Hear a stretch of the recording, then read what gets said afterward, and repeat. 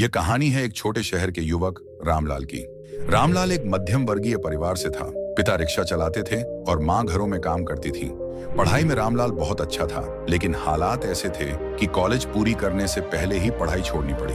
रामलाल के मन में एक सपना था, मेरा भी अपना एक कारोबार हो, छोटी सी दुकान हो जहाँ लोग आए और मुस्कान के साथ लौटे।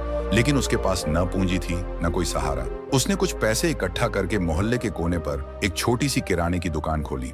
शुरुआत में दुकान पर बहुत कम ग्राहक आते थे। मोहल्ले में पहले से ही बड़े बड़े दुकानदार थे जिनकी पकड़ मजबूत थी।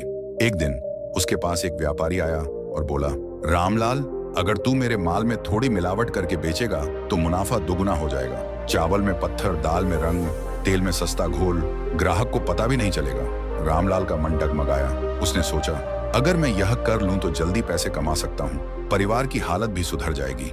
लेकिन उसी पल उसे माँ की कही बात याद आई, बेटा भूखे रह लेना, लेकिन कभी झूठ और बेईमानी मत करना। ईमानदारी ही सबसे बड़ा धन है। रामलाल ने साफ मना कर दिया। व्यापारी हंसते हुए बोला, तेरी दुकान ऐसे ही बंद हो जाएगी, ईमानदारी से कोई नहीं चलता। दिन बीतते गए। कभी कभी पूरे दिन में सिर्फ 5-10 ग्राहक ही आते। रामलाल रात को बैठकर सोचता, क्या मैंने गलती की? शायद दूसरों की तरह थोड़ा बहुत समझौता कर लेना चाहिए। लेकिन अगले ही दिन जब कोई ग्राहक उसकी दुकान से सामान खरीदता और कहता, रामलाल, तेरे सामान की क्वालिटी बहुत अच्छी है, बिल्कुल शुद्ध है, तो उसका हौसला फिर से बढ़ जाता। धीरे धीरे कुछ लोग उसकी दुकान से नियमित रूप से सामान लेने लगे, क्योंकि उन्हें यकीन था कि यहाँ मिलावट नहीं होगी। एक दिन मोहल्ले में बड़ा कार्यक्रम हुआ। लोगों को बड़ी मात्रा में राशन चाहिए था। सबको डर था कि कहीं नकली और घटिया सामान न मिले। किसी ने सुझाव दिया, रामलाल से लो, उसका सामान सबसे अच्छा और शुद्ध होता है। पहली बार रामलाल को इतना बड़ा ऑर्डर मिला। दिन रात मेहनत की, लेकिन किसी भी चीज में मिलावट नहीं की। लोगों ने जब उसका सामान इस्तेमाल किया तो सब तारीफ करने लगे।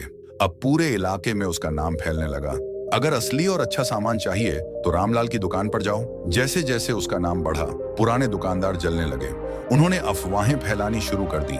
रामलाल दिखावे के लिए ईमानदार बनता है, लेकिन अंदर से वही मिलावट करता है। कुछ लोगों ने तो उसकी दुकान पर झूठी शिकायतें भी की। रामलाल पर बहुत दबाव आया, लेकिन उसने हिम्मत नहीं हारी।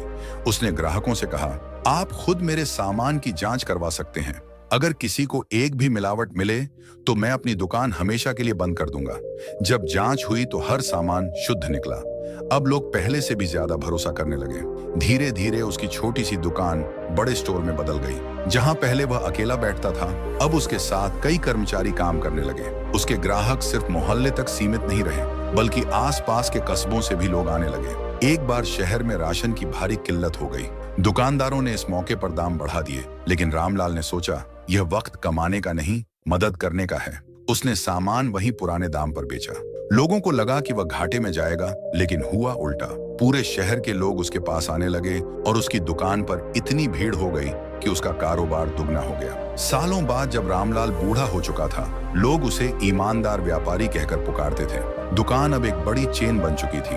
रामलाल ने अपनी जिंदगी से यह साबित किया कि झूठ और लालच से कमाई गई दौलत कुछ दिन की होती है, लेकिन ईमानदारी से कमाया गया नाम और विश्वास हमेशा अमर रहता है। ईमानदारी रास्ता कठिन जरूर बनाती है, लेकिन मंजिल हमेशा बड़ी और सच्ची देती है। सच्चाई का फल देर से मिलता है, मगर जब मिलता है तो जीवन ही बदल देता है।